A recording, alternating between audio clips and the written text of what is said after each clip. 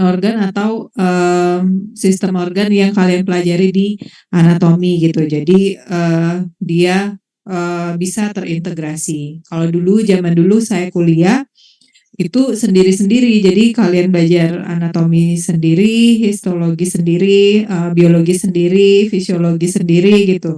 Nah, tapi kalau di kuliah sistem yang sekarang KBK itu semuanya diintegrasikan gitu kan supaya pemahaman kalian lebih baik gitu dari sistem pembelajaran yang dulu gitu. Kalau yang dulu kan sama kayak kalian SMA ya, matematika sendiri, bahasa Inggris sendiri gitu. Nah, kalau ini diintegrasikan semua.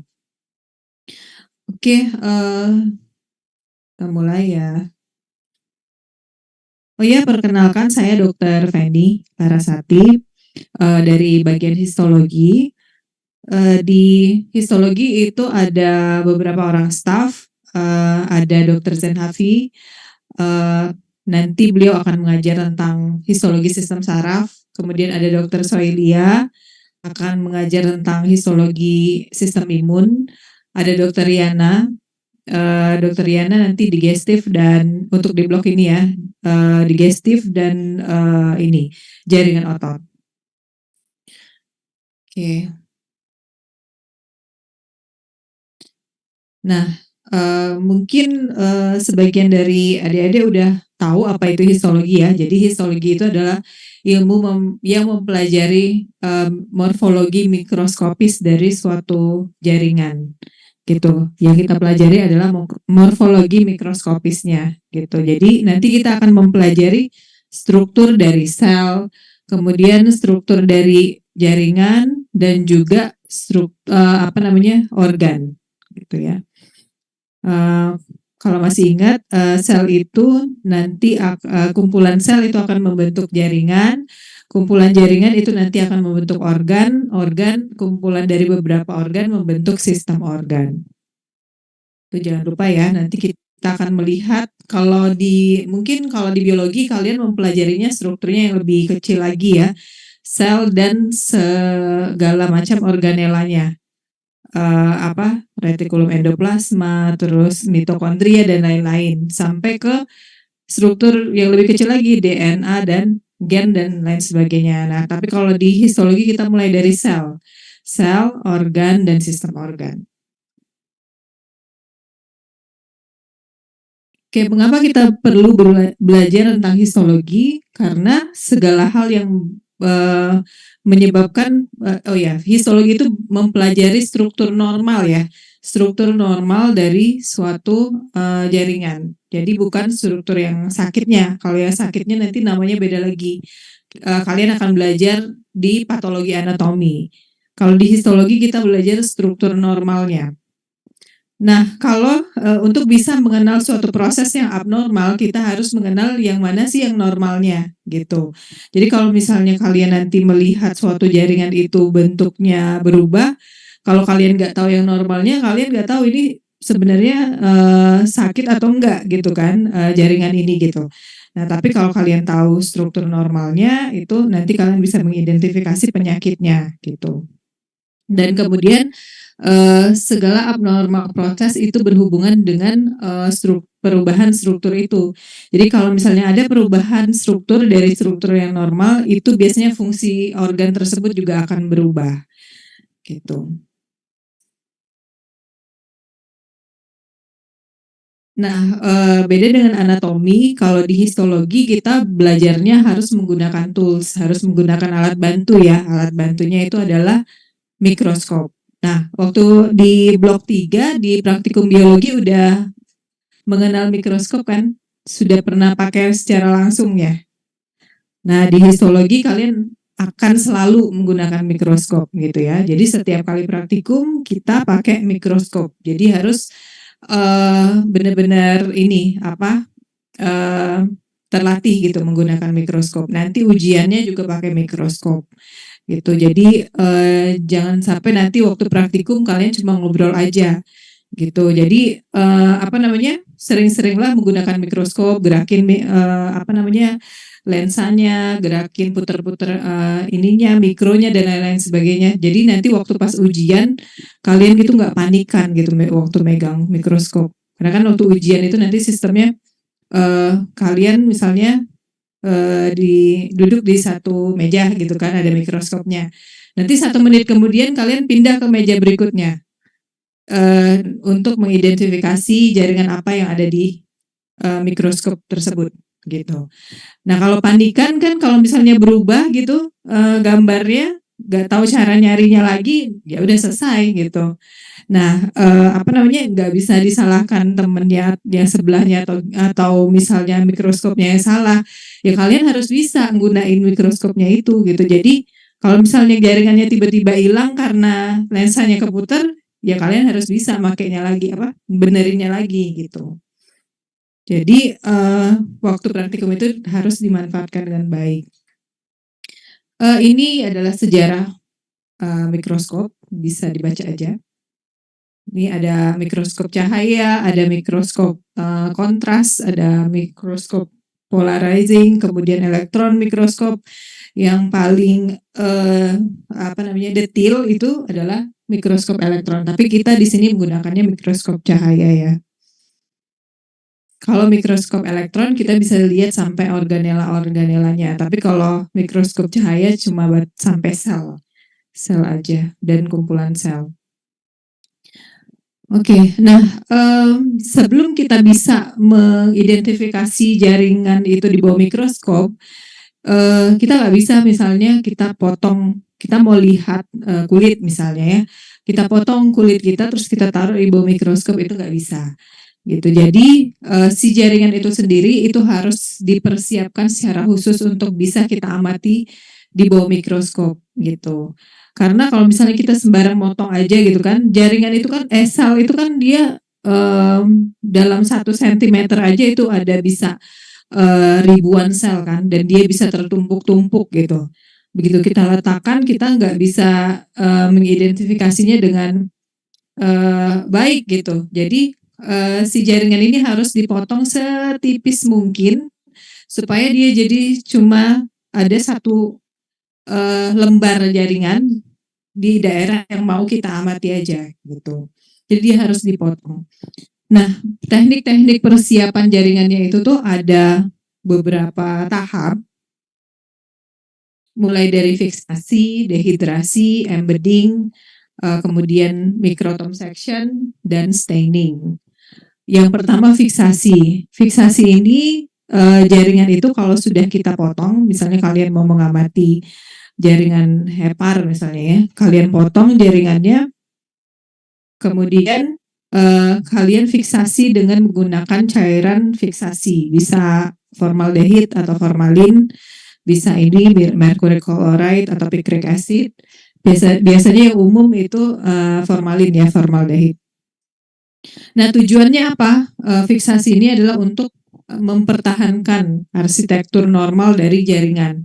Jadi kalau jaringan itu kan dia rentan sekali berubah ya. Kalau misalnya kita sesudah kita potong mungkin kan jaringannya akan mati kan lama-lama ya. Nah supaya dia nggak membusuk, supaya dia nggak berubah strukturnya, kita fiksasi. Jadi dia sel-selnya itu dia nggak akan jadi mengkerut atau dia setidaknya ini ya, dia masih bertahan gitu struktur alaminya gitu. Kemudian sesudah difiksasi dilakukan dehidrasi. Dehidrasi ini untuk membuang air gitu. Untuk membuang air yang ada di dalam jaringan itu dilakukan dengan alkohol bertingkat atau etil alkohol 70 sampai 100%. Jadi si jaringan tadi sesudah dia difiksasi biasanya 1 hari dia direndam di alkohol bertingkat. Ada mulai dari 70%, terus dipindahin ke 80%, dipindahin lagi ke 90%, dipindahin ke 100%. Gitu. Nah, ini memastikan bahwa nanti tidak ada lagi air yang ada di dalam jaringan tersebut. Kemudian airnya ini nanti akan digantikan oleh silen. Sesudah direndam dengan alkohol bertingkat, kita rendam ke dalam silen. Silen itu dia bening. Nah, nanti ruang-ruang kosong di dalam sel itu nanti akan terisi oleh silet ini. Jadi nanti jaringannya akan menjadi transparan. Sesudah dilakukan dehidrasi baru dilakukan embedding. Embedding itu dia ditanam di dalam lilin parafin gitu. Nanti dia diletakkan di dalam kotak kecil jaringannya ini, terus diisi sama lilin. Gunanya apa? Untuk mempermudah pada waktu kita memotong jaringan. Nanti kan lilinnya kan akan jadi keras kan. Nah, jaringannya kan akan ikut mengeras bersama dengan lilin. Jadi waktu motongnya itu akan lebih gampang. Nah, selanjutnya baru saya tahap pemotongan dengan menggunakan mikrotom. Mikrotom ini adalah pisau khusus yang kita gunakan untuk memotong jaringan. Jadi namanya mikrotom kan artinya dia bisa memotong sampai setipis ukuran mikro gitu. Jadi tipis banget. Nah, ini 1 sampai 20 mikro ya, mikrometer maksudnya. Nah, setelah dipotong, nanti jaringan itu akan diletakkan di kaca objek, baru dia diletakkan di kaca objek. Apakah sampai sini udah langsung bisa diperiksa? Belum, karena dia masih bening. Jaringannya itu nanti masih bening. Kalau kita lihat di bawah mikroskop dia nggak akan kelihatan gitu ya. Nah, selanjutnya baru tahap staining atau pewarnaan. Nanti jaringan yang sudah ditempel di kaca objek itu kita rendam lagi ke pewarna. Pewarna yang biasanya digunakan itu hematoksilin eosin. Tapi ada banyak pewarna jaringan yang lain ya, tergantung jenisnya. Ada perak, ada juga ada macam-macam gitu ya pewarna jaringan. Nah, tapi yang paling sering digunakan adalah hematoksilin eosin.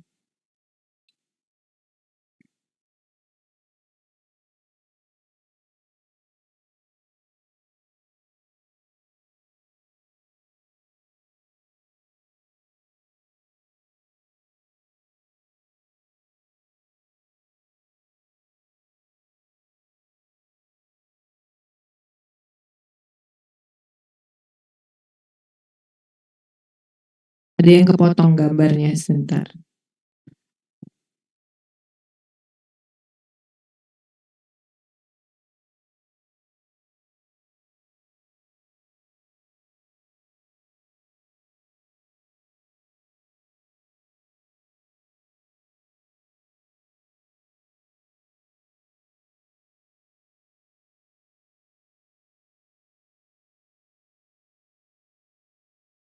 Dan biasanya tuh di slide yang biasanya ini saya masukin gambar-gambarnya. Jadi kalian ada gambaran gitu yang mana sih pemotongan dengan mikrotom, kemudian pewarnaan gitu. Nanti coba saya cari di laptop.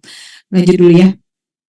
Nah, kemudian pada waktu kalian mengamati jaringan di bawah mikroskop, kalian juga harus bisa membayangkan bagaimana jaringan itu dipotong. Gitu ya. Jadi penampakannya di bawah mikroskop itu juga akan tergantung dari bagaimana jaringannya itu dipotong. Jadi kalau misalnya kalian mendapatkan jaringan yang berbentuk tabung gitu ya, seperti ini misalnya usus gitu ya. Nah, kalau misalnya jaringannya itu terpotongnya oblik, itu di bawah mikroskop di atas kaca objek dia akan terlihat strukturnya lonjong seperti ini. Padahal sebenarnya kan sebenarnya diameternya lingkaran biasa gitu ya, bukan lonjong gitu. Nah, tapi kalau dia terpotongnya melintang gitu, nah dia strukturnya bulat gitu nanti. Kemudian kalau misalnya dia terpotongnya di pinggir, kita nggak akan lihat ada lumen di situ. Jadi cuma kelihatan kayak struktur dindingnya aja gitu.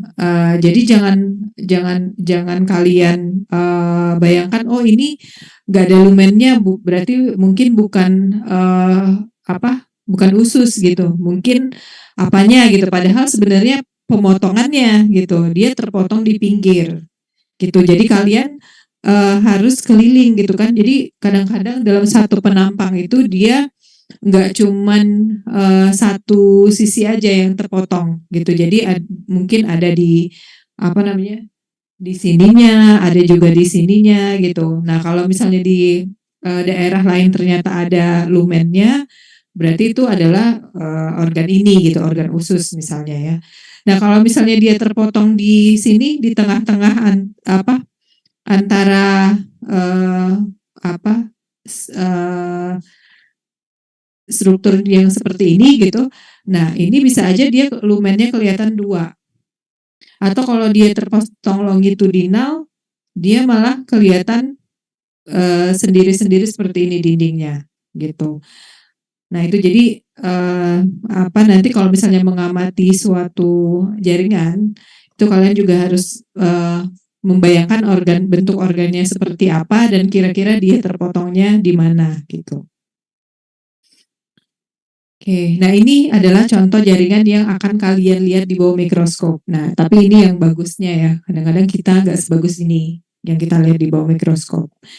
Ini adalah contoh ini ya, diambil dari korteks ginjal. Ini adalah tubulus ginjal. Ini adalah dinding dari tubulusnya. Tubulus kan dia strukturnya bentuknya pipa juga ya. Nah, ini adalah dindingnya. Dindingnya merupakan epitel kuboid simplex.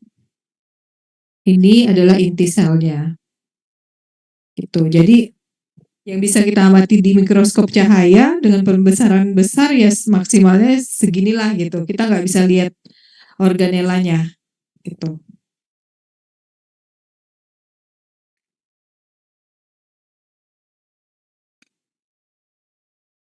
Nah, tapi kalau dengan mikroskop elektron itu kita bisa lihat organelanya. Ini nukleus, kemudian ini ada ribosom, kemudian ini ada retikulum endoplasma, ada aparatus Golgi, ada mitokondria. Nah, itu kalau mikroskop elektron. Tapi kita nggak punya di sini ya.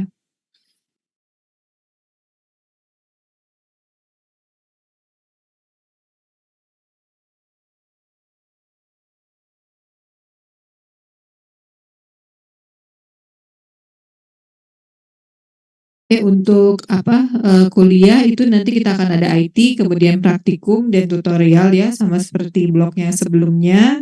Terus juga ada kuis nanti. Sebenarnya di setiap IT itu akan ada kuis habis IT. Tapi nanti kita akan gabungin beberapa IT jadi satu kuis mungkin sekitar 5 IT satu kuis gitu, 5 IT satu kuis.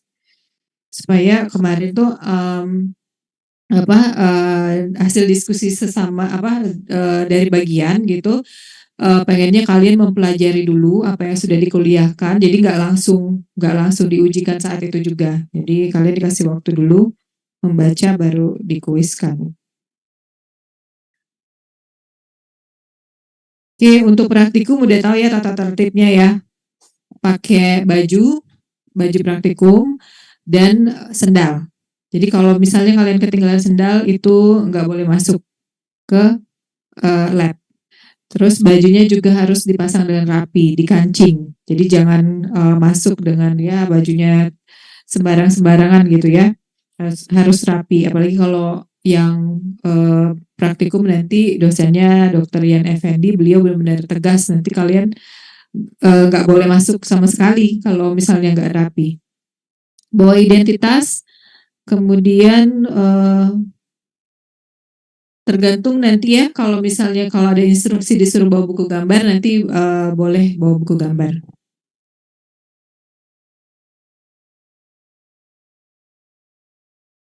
Oke, yang lama. Sih mungkin segitu dulu kita langsung masuk ke kuliahnya selanjutnya ya.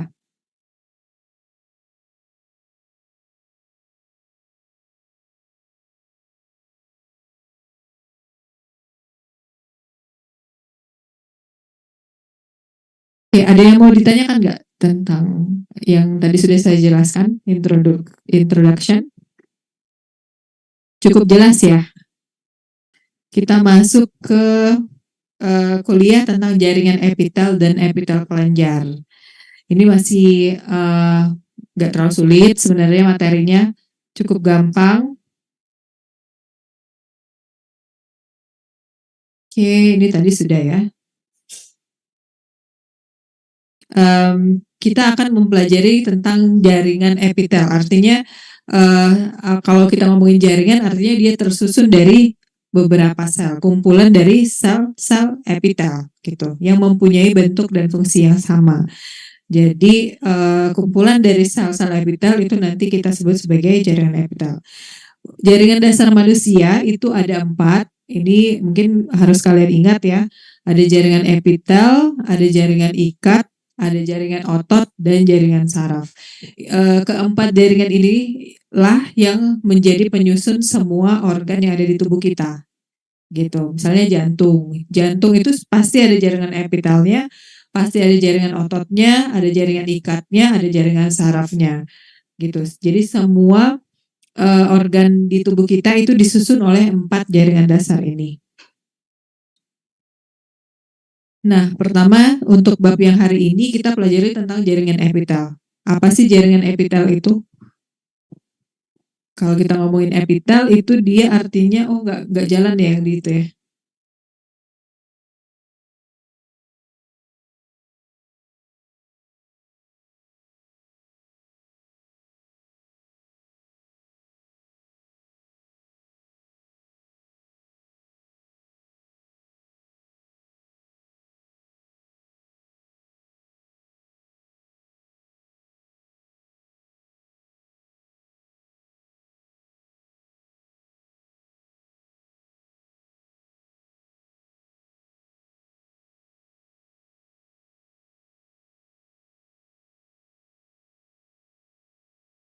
Dokter Budi masih ngajar ya? Oh, beliau kan juga merangkap sebagai dekan ya di mana ya?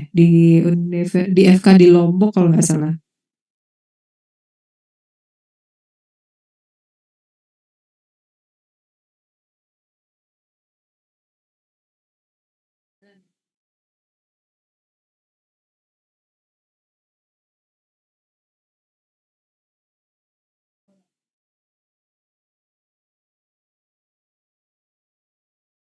Dokter Budi masih serem nggak?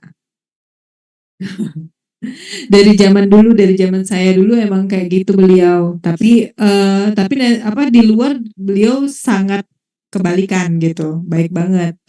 Jadi apa? Karena beliau punya standar yang ini ya, yang tinggi. Maksudnya kalau misalnya apa? Pokoknya dia tuh harus sesuai dengan apa yang menjadi kaidah beliau lah pokoknya. Terutama misalnya soal istilah gitu kan, kalian nggak boleh sembarangan udah jadi mahasiswa kedokteran tapi kata apa ngomongnya maksudnya kata-katanya masih nggak ilmiah gitu. Apalagi kalau istilah-istilah Latin, anatomi gitu, itu harus apa benar-benar ininya ya, ngomongnya harus benar. Tuh, beliau senang kalau misalnya kalian tuh rapi, kata apa kalimatnya tuh strukturnya rapi, terus detil-detil kata-kata Latinnya itu emang tepat. Nah, beliau suka tuh. Oke, nah balik ke jaringan epitel ya. Jaringan epitel adalah jaringan yang melapisi permukaan tubuh atau membatasi rongga tubuh. Jadi dia biasanya letaknya di bagian luar dari tubuh kita. Dia melapisi permukaan tubuh atau membatasi rongga tubuh.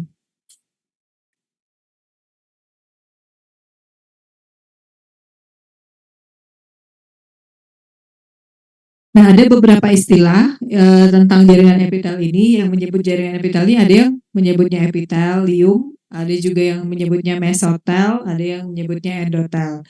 Nah, itu sebenarnya tergantung dari letaknya. Kalau ada yang kayak misalnya pembuluh darah ya, biasanya dia lebih sering disebut sebagai endotel gitu. Tapi sebenarnya semuanya itu epitel juga gitu. Oke, kemudian karakteristik dari sel epitel. Ciri-ciri sel epitel itu yang pertama dia avaskuler, artinya dia tidak punya pembuluh darah yang langsung mensuplai jaringan tersebut. Nah, bagaimana dia mendapatkan nutrisi? Dari jaringan yang ada di sekitarnya melalui difusi. dia sendiri, jaringan epitel sendiri dia nggak punya pembuluh darah ya. Kemudian yang kedua, ciri-ciri sel epitel itu dia hubungan intraselulernya berhubungan erat satu sama lain, gitu. Jadi antara satu sel ke sel yang lain itu dia terikat erat gitu ya. Tidak ada rongga interseluler dan kemudian biasanya antara satu sel dan sel lain itu ada tight junction, desmosome dan gap junction. Nanti kita pelajari apa itu ketiga hal ini. Kemudian semua sel epitel itu biasanya terletak pada lamina basalis gitu, yang memisahkan epitel dari jaringan ikat di bawahnya. Jadi kalau kalian mau jaringan itu kan biasanya luas ya. Kalau kalian mau cari yang mana sih jaringan epitelnya, kalian harus lihat dia menempel ke membrana basalis atau enggak, ke lamina basalis atau enggak. Terus dia biasanya menghadap ke permukaan yang bebas. Itu.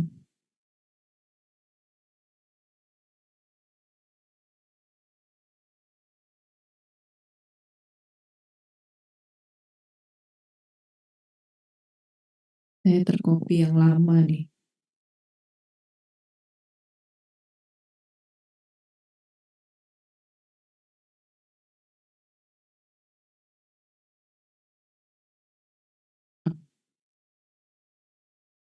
Oke, nah tadi kita bahas ini ya, hubungan antara sel yang satu dengan sel yang lain. Nah, ini ada yang disebut dengan desmosome, ada yang disebut dengan gap junction, sama tight junction, gitu. Kalau tight junction sama gap junction ini fungsinya untuk sebagai tempat lewat elektrolit atau mikromolekul antara satu sel ke sel yang lain, gitu. Jadi dia sebagai barrier antara satu sel ke sel yang lain. Kalau tight junction dia bersifat semi permeable, gitu. Kemudian kalau desmosome itu adalah dia tuh berfungsi untuk merekatkan sel yang satu dengan sel yang lain. Jadi desmosome ini sebenarnya adalah intermediate filament. Udah belajar ya di biologi intermediate filament. Di dalam sel itu kan ada yang namanya kayak filamen-filamen ya, yang berfungsi untuk mempertahankan struktur sel. Kalau kayak misalnya tubuh kita punya tulang, tapi kalau di sel dia ada filamen-filamen ini. Nah, filamen-filamen ini nanti akan menembus keluar gitu, dia akan bersambungan dengan filamen intermediate filamen dari sel yang lain, sehingga membentuk kaitan gitu ya, kaitan antara satu sel ke sel yang lain. Jadi dia fungsinya kayak lem. Desmosome ini fungsinya untuk mempertahankan sel itu supaya dia nggak gampang terpisah-pisah gitu, walaupun ada tarikan atau regangan dari luar. Oke, fungsi sel jaringan epitel itu dia tergantung dari posisinya ya, dari letaknya. Utamanya sebagai pelindung, ada juga fungsi sebagai alat sekresi, penerima impuls, penyaring atau filtrasi dan absorpsi. Ini nggak perlu kalian hafalin secara spesifik. Nanti kalau misalnya kalian tergantung dari letaknya gitu. Nanti kalian bisa bayangin apa fungsinya. Oke, sebelum kita lanjut ke jaringan epitelnya secara lebih spesifik, kita harus menyamakan persepsi dulu dengan istilah-istilah dari yang akan kita pakai untuk penamaan jaringan epitel di slide-slide selanjutnya ya. Yang pertama,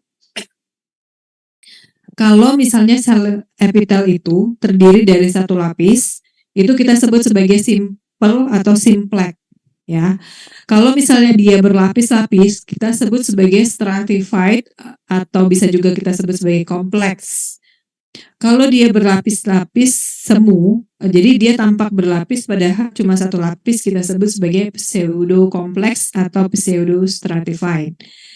Kalau dia bentuknya gepeng, itu kita sebut sebagai squamous. Kalau dia bentuknya kubus, kita sebut sebagai kuboid. Kalau dia bentuknya kolumner atau tinggi-tinggi kayak tabung-tabung gitu ya, kita sebut sebagai silindris atau kolumner. Kalau dia bisa berubah bentuk disebut sebagai transisional. Tuh.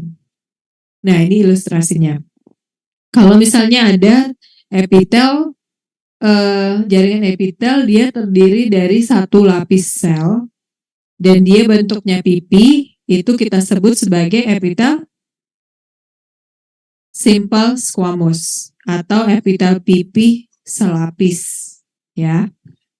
Kalau misalnya dia terdiri dari beberapa lapis, kita sebut sebagai epitel stratified squamous, ya. Oke, kemudian kalau dia bentuknya kubus selapis, kita sebut sebagai simple squamous. Kalau dia kubus berlapis, kita sebut sebagai stratified squamous. Oke, begitu juga kolumner. Nah, kalau dia sebenarnya satu lapis tapi tampak berlapis-lapis, kita sebut sebagai pseudo stratified. Jadi dia berlapis semu, ya. Epitel kolumner berlapis semu. Ini pembagian jaringan epitel untuk memudahkan berdasarkan jumlah selnya, ada yang selapis, ada yang beberapa lapis, ada simple, ada yang stratified. Berdasarkan strukturnya ada yang pipi, ada yang berbentuk kubus, ada yang berbentuk kolumner, silindris. Oke, ini tadi sudah. Nah, ini ilustrasi aja gambar dari sel epitel itu, ya. Oke, kita lanjut ke masing-masing epitel, ya. Yang pertama epitel selapis gepeng atau simple squamous. Simple squamous. Kira-kira letaknya di mana sih? Simple squamous. Atau fungsinya dulu deh, fungsinya apa? Di antara fungsi-fungsi yang tadi kira-kira simple squamous ini punya fungsi yang mana? Dia selapis terus pipi. Bisa nggak dia berfungsi proteksi? Enggak. Kemudian kalau filtrasi bisa nggak? Jadi harusnya filtrasi yang epitel yang mana? Yang tebal. Kuboid. Kenapa? Bisa, karena kan kalau buat nyaring itu kan harusnya tipis kan. Kalau dia tebal sulit dong ininya apa namanya cairan yang mau disaring itu lewat gitu. Jadi dia butuh epitel yang tipis. Nah, kemudian ada juga fungsi difusi. Difusi kenapa epitel gepeng pipi selapis itu berfungsi difusi? Ya karena dia tipis juga ya. Kalau dia tebal kan sulit terjadi pertukaran antara satu molekul ke dari satu tempat ke tempat yang lain gitu. Nembusnya sulit. Jadi untuk simple squamous itu dia fungsinya adalah filtrasi, difusi gitu. Bisa ada satu lagi sekresi gitu ya. Kira-kira di mana letaknya yang berfungsi untuk filtrasi dan difusi? Paru-paru di alveolus. Yang filtrasi di mana? Ginjal. Ya, betul. Jadi di glomerulus ginjal itu epitelnya adalah epitel selapis gepeng. Ya, penjelasannya dia bentuknya pipit, susunannya rapat, kemudian sitoplasmanya jernih, inti selnya bulat di tengah. Nah, tadi kan selain dari difusi ada juga fungsi sekresi. Dia juga bisa mensekresikan cairan. Ini contohnya adalah epitel yang melapisi perikardium. Perikardium tahu? Yang melapisi jantung. Jantung itu kan dibungkus oleh perikardium. Selapis selembar jaringan tipis gitu. Nah, itu pelapis luarnya itu adalah epitel pipi selapis. Juga di membran pleura yang melapisi paru-paru. Nah, dia mensekresikan cairan gitu, sekret supaya tidak terjadi gesekan pada waktu paru-paru atau jantung itu bergerak, gitu. Ini lokasi-lokasinya ya, di alveolus, di ginjal, di lapisan parietal symphybomen, sama di ansa Hadley ginjal, kemudian di retrotestis, ada juga di membran timpani telinga dalam, di endotel pelapis pembuluh darah. Fungsi difusi, osmosis, filtrasi, sekresi. Nah, ini kalau di bawah mikroskop gambarnya seperti ini. Yang manakah epitelnya? Yang ini? Atau yang ini? Atau yang mana? Apa? Iya, yang ini ya. Jadi yang kayak apa ya? Yang kayak tali ini loh. Ini adalah epitelnya. Yang gelap-gelap dikit ini adalah yang lebih gelap-gelap ini adalah nukleusnya. Jadi setipis itu dia. Tipis banget. Tuh ya. Ini di glomerulus ginjal. Nah, ini adalah alveolus. Ini kenapa dia keriting? Karena sesudah dia dibuat preparat kan, walaupun sudah difiksasi segala macam, tetap aja dia ada mengkerutnya kan, jaringan itu kan. Nah, dia jadi agak berkerut. Sebenarnya dia bentuknya benar-benar yang bulat gitu, bulat kenceng gitu ya alveolus ini, kayak anggur gitu. Nah, ini dindingnya itu kalau dipotong seperti ini. Yang hitam-hitam gelap ini adalah inti selnya. Nah, ini adalah satu sel, ini satu sel, satu sel, satu sel, satu sel gitu. Itu epitelnya ya. Oke, berikutnya epitel selapis kolumner. Epitel selapis kolumner kira-kira dia fungsinya apa?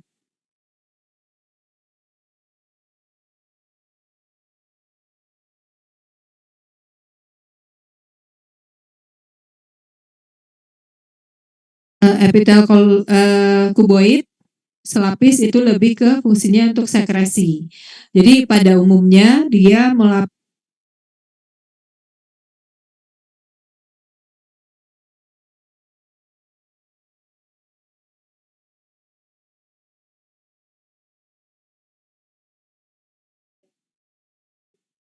gitu saluran-saluran, biasanya pelapisnya itu adalah epitel kuboid gitu.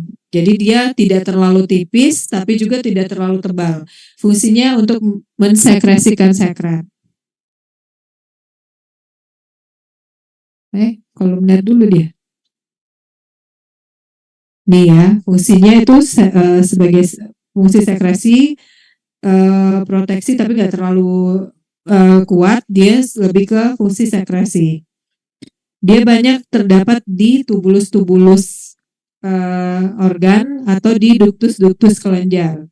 Jadi kalau ada ductus itu biasanya epitel pelapisnya adalah kolumner kuboid. Dia kayak folikel, kelenjar tiroid itu kan di kelenjar ya, ovarium juga kelenjar. Plexus choroid itu dia bentuknya memang saluran ya. Kemudian tubulus ginjal juga berbentuk saluran. Simpai lensa, retina juga ini epitelnya kuboid. Oke, berikutnya epitel selapis kolumner. Kira-kira kalau kolumner nih fungsinya apa sih?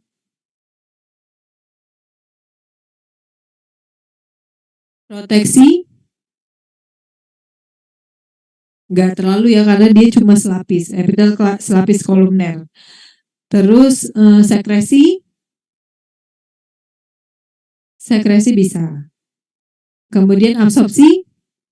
Ya, nah paling utamanya sebenarnya absorpsi.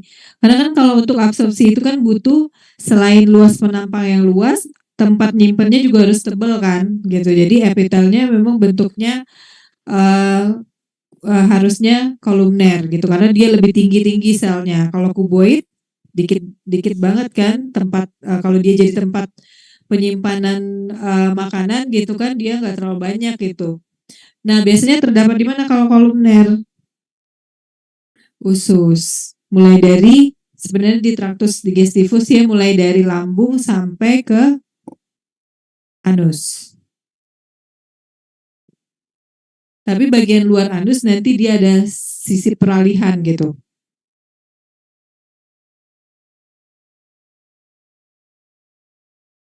Nah, ini ya bentuknya ilustrasinya seperti ini. Biasanya dia dilengkapi dengan mikrofili kalau di usus ya, untuk lebih memperluas permukaan, untuk penyerapan. Kemudian dia inti selnya itu dia biasanya terletak di satu garis. Jadi kalian bedakan nanti dengan epitel pseudo stratified kolumner yang berlapis semu. Itu kita bedakannya dengan simple kolumner itu dari letak inti selnya. Kalau yang pseudo stratified ada yang di atas, ada yang di bawah. Jadi letak inti selnya itu enggak teratur kayak gini kan, dia rapi segaris gitu.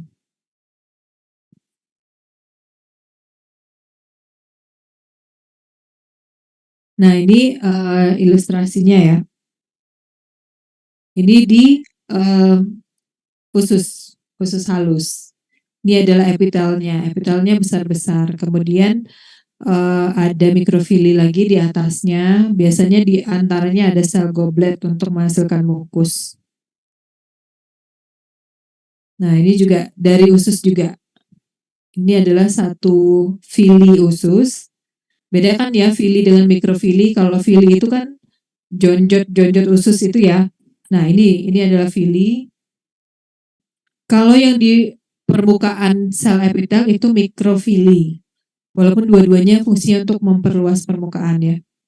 Mikrofili itu yang ada di permukaan epitel. Ini adalah jaringan epitelnya ya. Jadi jangan salah kalau ditanya yang mana sel epitelnya, bukan yang ini. Yang di permukaan, yang menghadap ke permukaan bebas. Dia menempel ke lamina basalis. Lamina basalisnya yang mana? Yang ini. Kadang-kadang garisnya nggak terlalu jelas kelihatan. Ini adalah lamina basalis. Ya, kebayang nggak?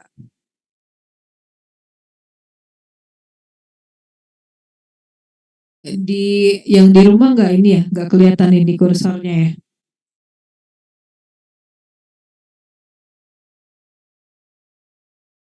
Izin nggak kelihatan dokter. Nggak kelihatan ya? Tidak terlihat dok. Oh, tunggu ya. Coba minta bantu temannya dulu.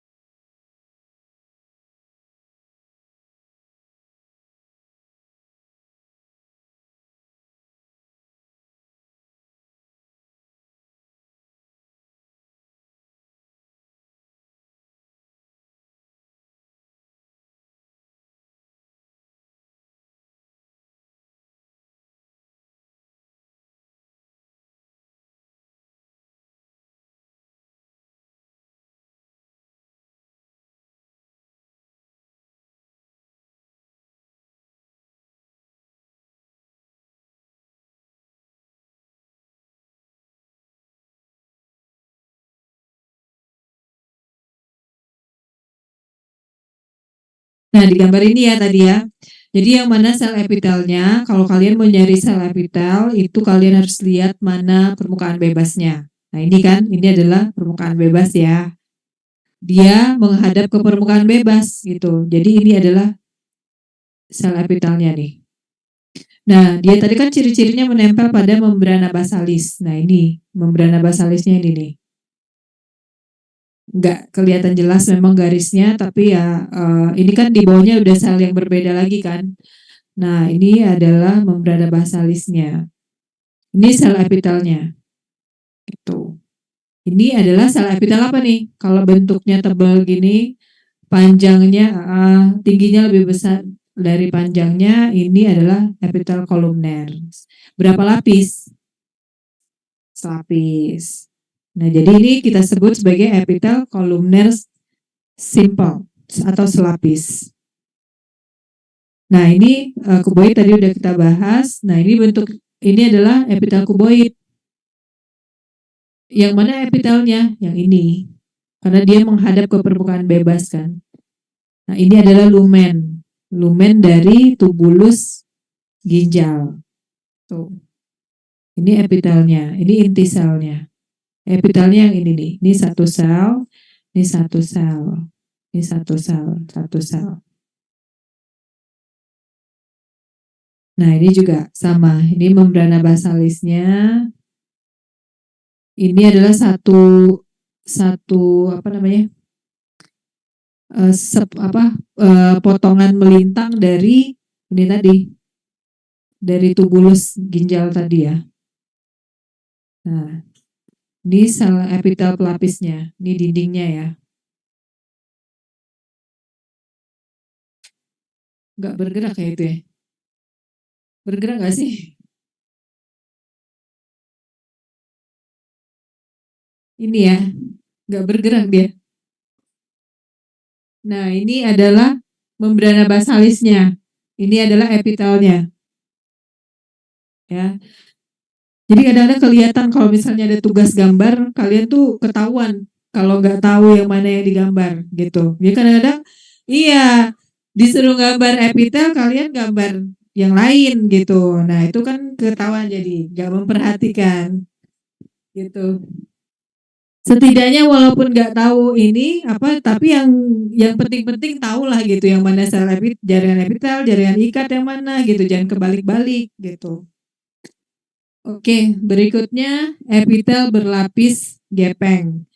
Kira-kira fungsinya apa?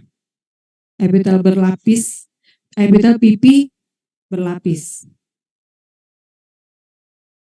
Squamous complex atau stratified squamous. Karena dia lapisannya tebal banget, jadi dia fungsinya utamanya itu adalah untuk proteksi, pelindung.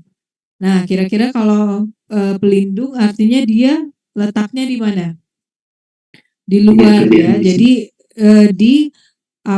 di area yang berhubungan dengan dunia luar biasanya. Nah, tapi dia ini ada dua jenis epitel berlapis gepeng ini, ada yang kornifikasi, ada yang non kornifikasi. Yang kornifikasi itu yang mana kira-kira? Ini atau ini? Kanan ya? Ini atau ini? Ini. Ya, yang ini ya, yang kanan ya. Yang kanan kita, kanan kita. Yang di lapisan yang paling permukaan, yang homogen ini adalah keratinnya. Makanya dia disebut keratinize atau kornifikasi bahasa Indonesianya. Nah, ini adalah epitel squamosnya. Ini juga epitel squamous tapi dia tanpa keratin. Nah, kira-kira yang ada keratin ini letaknya di mana? Di mana? Di mulut? Di kulit? Ya, di kulit ya. Yang ada keratinnya itu adalah di kulit kita. Karena dia yang berhubungan dengan dunia luar kan. Karena dia yang bersinggungan dengan dunia luar. Jadi kalau ada gesekan, itu kan yang pertama kali kena itu adalah kulit. Kalau ada benturan atau apa gitu, yang pertama kali itu yang kena itu adalah kulit. Makanya kulit itu epitelnya itu tebal, terdiri dari banyak lapisan, dan juga ada lapisan tambahan yang disebut dengan keratin. Nah, kemudian yang stratified squamous non keratin itu adanya di mana? Agak masuk dikit, kalau kulit kan benar-benar di luar kan. Nah, agak masuk dikit ke rongga mulut itu dia udah hilang lapisan keratinnya di lidah, di rongga mulut gitu. Nah, itu dia sudah berubah menjadi squamous kompleks non kornifikasi sampai ke mana?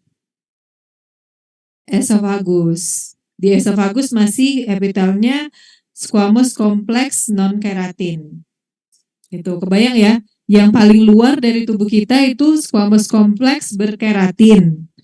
Terus masuk sedikit di lidah, rongga mulut itu squamous kompleks non keratin. Dia keratinnya udah mulai hilang. Sampai ke esofagus. Di bawah esofagus ada apa? Di bawah esofagus ada? Hah?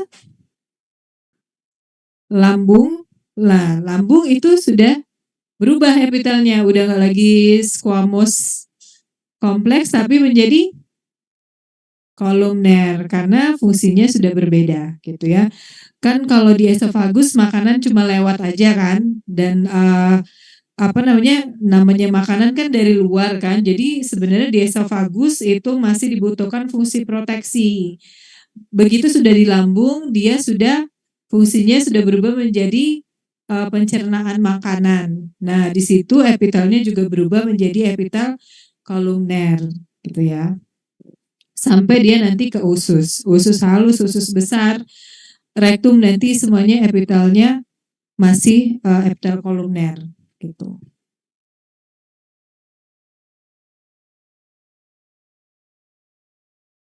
Kemudian di bagian selain di rongga mulut di mana lagi epitel squamous kompleks? Ada di vagina. Vagina ya. Karena dia berhubungan dengan dunia luar juga. Tapi di bagian sama di bagian luar anus itu dia squamous kompleks berkeratin karena dia berhubungan dengan kulit. Oke.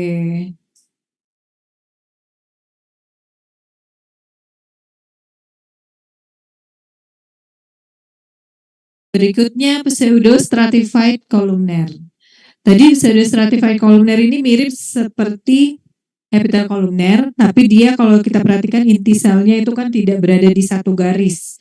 Ada yang di atas, ada yang di bawah. Nah, ini adalah epitel khas di saluran pernafasan atas. Jadi kalau biasanya disebut sebagai ini ya epitel saluran nafas biasanya. Kalau ditanya epitel saluran nafas itu epitelnya apa? PCCE ini pseudo stratified ciliated columnar epithelium atau epitel pseudo stratified columnar. Biasanya dilengkapi dengan silia di bagian permukaannya untuk mengalirkan mukus. Nah, di epitel ini kan juga sama kayak ini tadi kolumner, dia berfungsi untuk sekresi juga salah satunya. Ini letaknya di trakea, bronkus, primer, kemudian ada di tuba auditorius dan cavum tympani. Fungsinya sekresi juga sebagai pelindung. Di saluran nafas bawah itu dia akan berubah menjadi epitel kolumner saja. Pseudo stratified ini adanya di tractus respiratorius bagian atas sampai ke bronkus primer. Mulai dari bronkus sekunder, kemudian bronchiolus respiratorius, bronchiolus terminalis itu epitelnya sudah kolumner. Oke, ini adalah epitelnya ya, gambar epitelnya. Ini adalah membrana basalisnya. Ada ya. Nah, ini epitelnya. Ini adalah membrana basalisnya. Ini yang halus-halus ini adalah silianya. Tuh kadang-kadang nggak terlalu jelas sih di preparat kita. Nggak sebagus ini. Nah, ini adalah inti selnya. Ada yang di atas, ada yang di bawah, ada yang di atas, ada yang di bawah gitu kan. Ini yang putih ini adalah sel goblet. Dia adalah sel penghasil mukus.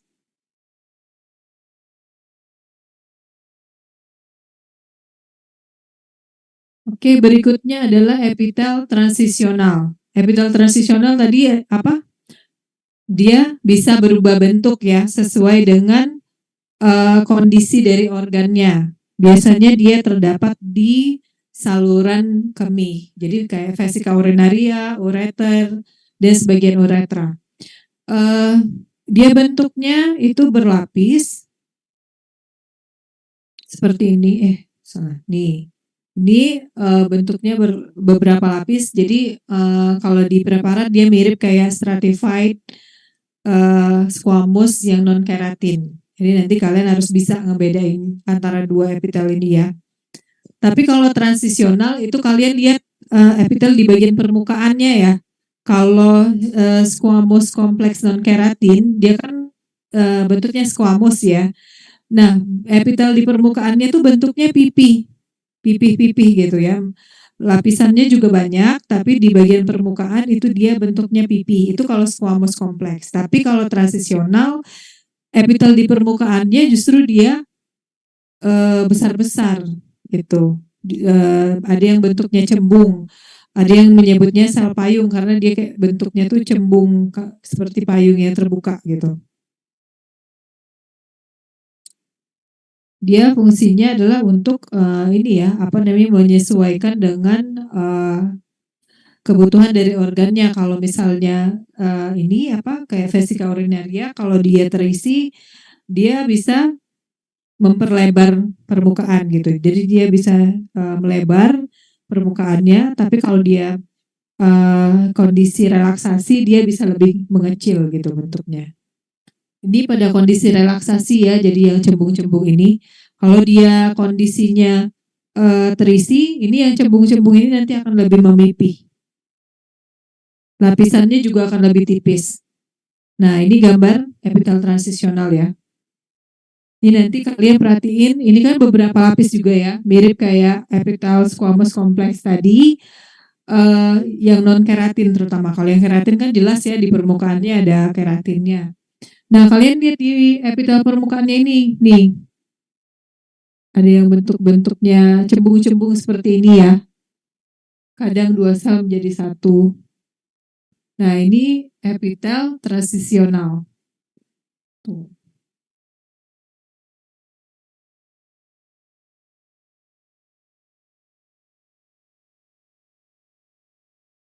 Nah, ini gambarannya ini pada kondisi relax, dia lebih banyak lapisannya bisa 7 sampai 8 lapis, tapi kalau kondisinya full bladder, maksudnya kondisi vesika urinarianya penuh, dia bisa meregang gitu ya. Jadi yang di permukaan ini jadi lebih tipis, tapi lapisannya juga jadi lebih tipis. Bisa cuma 4 sampai 5 lapis saja.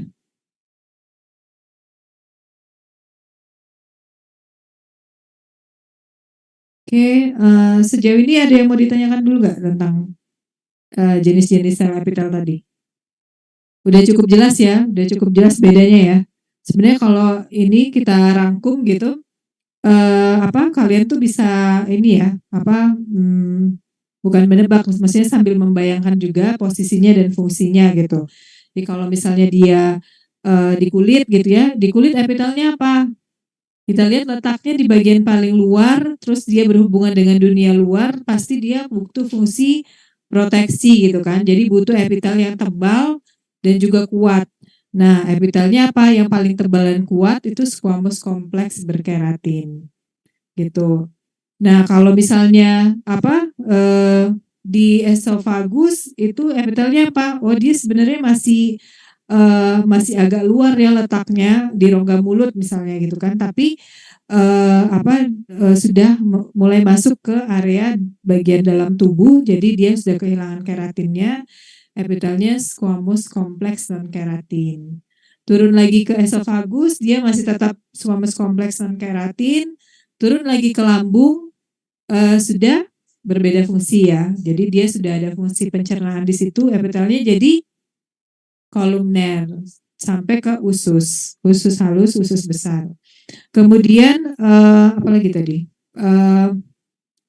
Untuk organ-organ yang butuh fungsi filtrasi dan juga difusi itu dia epitelnya simple squamous. Untuk organ-organ yang organ-organ kelenjar gitu, epitelnya kuboid, atau yang berbentuk tubulus atau tabung itu epitelnya kuboid gitu. Kalau kolumner itu di saluran kolumner, fungsinya sekresi dan absorpsi, adanya di saluran cerna gitu ya. Kuboid sekresi juga, tapi dia lebih ke apa? Dia tidak ada fungsi absorpsinya, jadi dia lebih ke organ-organ yang bersifat kelenjar, seperti tiroid. Nah, itu kan ada folikel-folikel tiroidnya atau duktus-duktus kelenjar, itu pelapisnya juga epitel kuboid. Kalau dia sekaligus juga fungsi absorpsi, itu dia kolumner. Oke. Berikutnya kita bahas struktur khusus pada permukaan sel epitel. Itu tadi udah beberapa kita singgung. Ada mikrofili di usus untuk memperluas permukaan. Ada juga silia. Silia ini ada di mana? Ada di saluran nafas tadi ya. Di epitel pseudo stratified kolumner. Dia fungsinya untuk menggerakkan mukus. Sebenarnya ada dua juga silia, yang bergerak, ada yang tidak bergerak. Ini pada kalau yang stereosilia dia tidak bergerak, tidak motil, letaknya di rambut telinga, di telinga bagian dalam. Kinosilia ya di saluran nafas tadi. Nah, ini ya, ini adalah bentuk silia.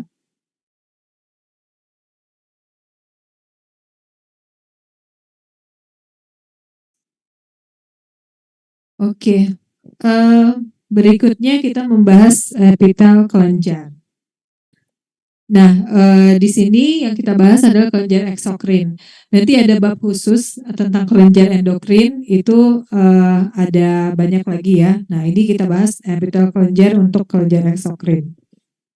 Nah, biasanya umumnya ya, kelenjar eksokrin itu biasanya dia dibentuk dari sel-sel epitel yang mengalami invaginasi ke dalam jaringan ikat yang ada di bawahnya.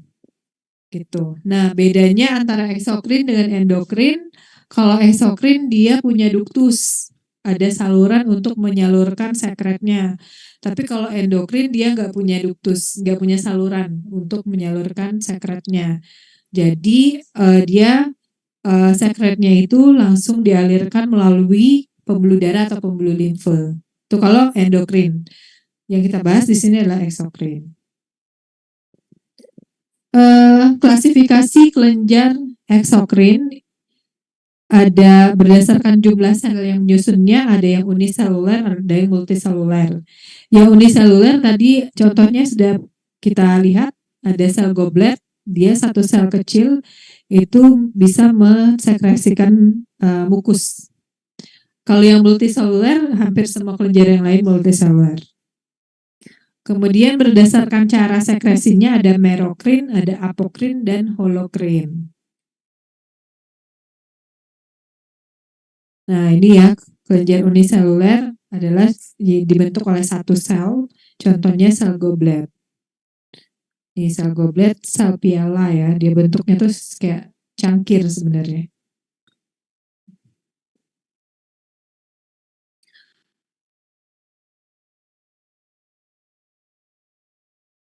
Azan deh.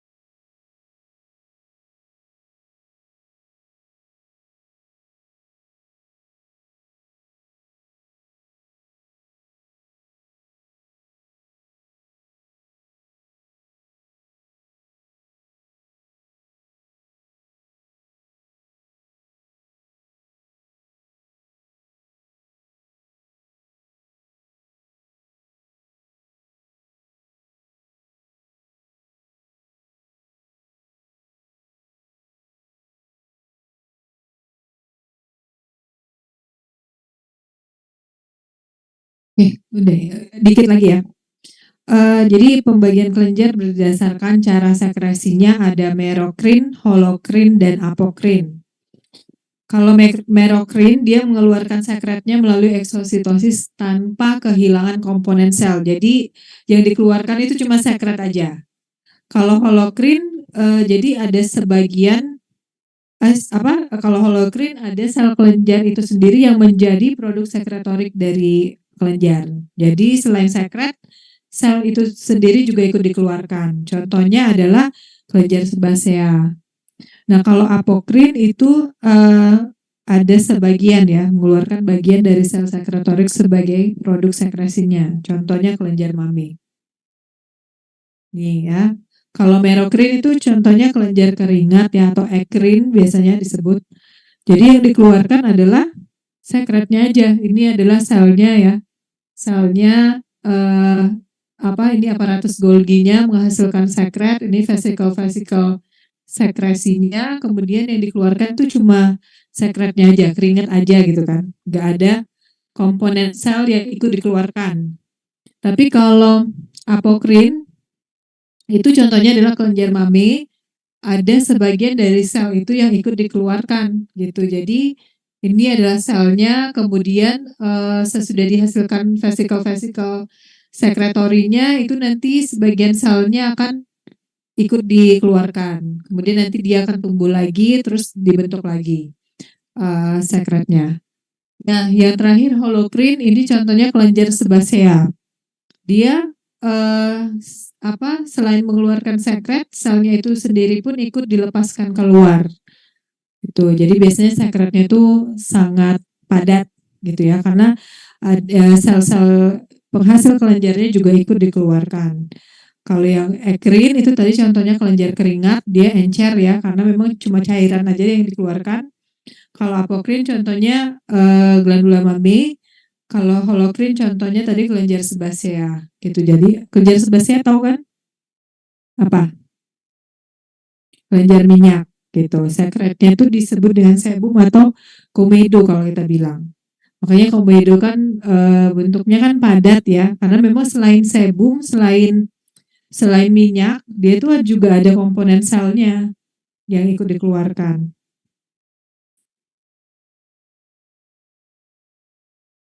Ini berdasarkan percabangan duktusnya, ada yang simple tubular, ada yang simple branch tubular, ada yang simple alveolar, ada yang simple branch alveolar, atau compound tubular dan compound alveolar.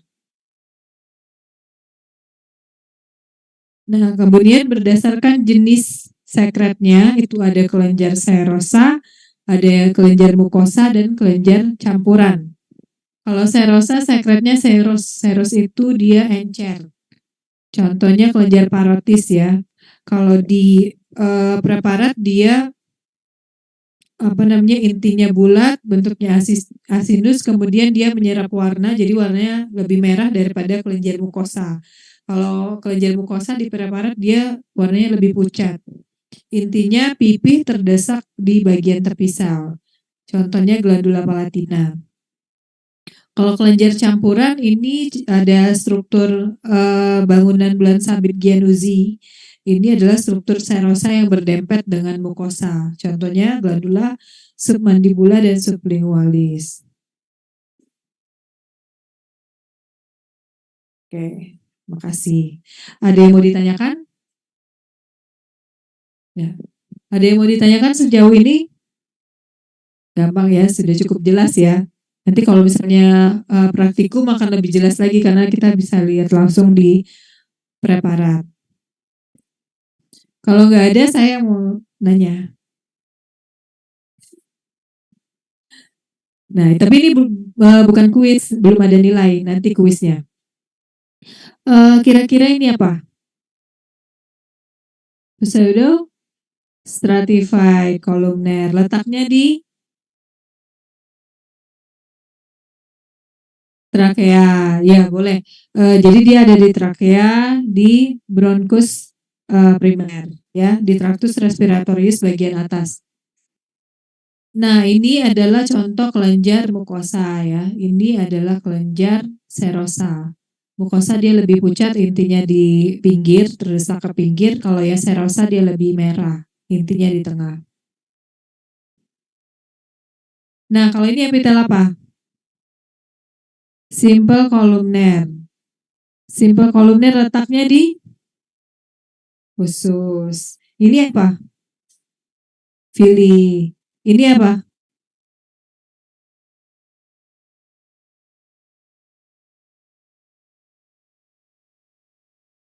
Ini Villi. Ini apa? Yang bulat apa? Sel goblet bukan. Ini Villi kan? Ini mikrofili tadi di mana? Mikrofili itu di permukaan epitel ini nih, yang ini nih, yang halus-halus itu mikrofili. Kalau ini apa? Gak ada yang tahu. Ya Villi juga, tapi kan terpotongnya dia potong di sini. Makanya tadi saya bilang kan, ingetin bagaimana cara dia terpotong gitu. Jadi ini kan sama juga nih, ini kan epitel kolumner. Gitu. Kalau ini dia kepotongnya begini, di bagian sini mungkin ada yang waktu motong ada yang bentuknya miring, jadi dia kepotongnya begini. Gitu. Makanya sekali lagi persepsinya harus di ini ya, harus dibayang-bayangin. Oke. Nah, ini apa?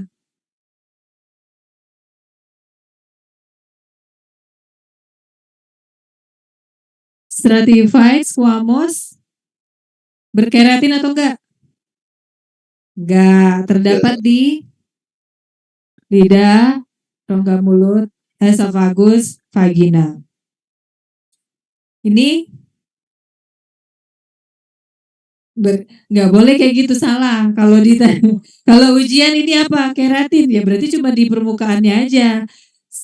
Jaringan epitel squamous kompleks berkeratin. Betul ya. Jadi kalau jawab itu harus lengkap, nggak boleh cuma epitel squamous kompleks aja, salah. Epitel squamous kompleks berkeratin atau tanpa keratin, ya. Itu yang baru benar. Letaknya di kulit. Oke, mudah ya. Ada yang mau ditanyakan? Nggak ada, berarti bisa langsung ujian ya. Oke, yang di rumah ada yang mau ditanyakan? Cukup jelas ya, adik-adik, teman-teman. Oke, kalau gitu, kalau udah cukup jelas, saya akhiri kuliah kita hari ini. Nanti kita ketemu lagi hari Rabu, histologi tulang dan histologi tulang dan kartilago. Oke, demikian. Terima kasih atas perhatiannya. Assalamualaikum warahmatullahi wabarakatuh.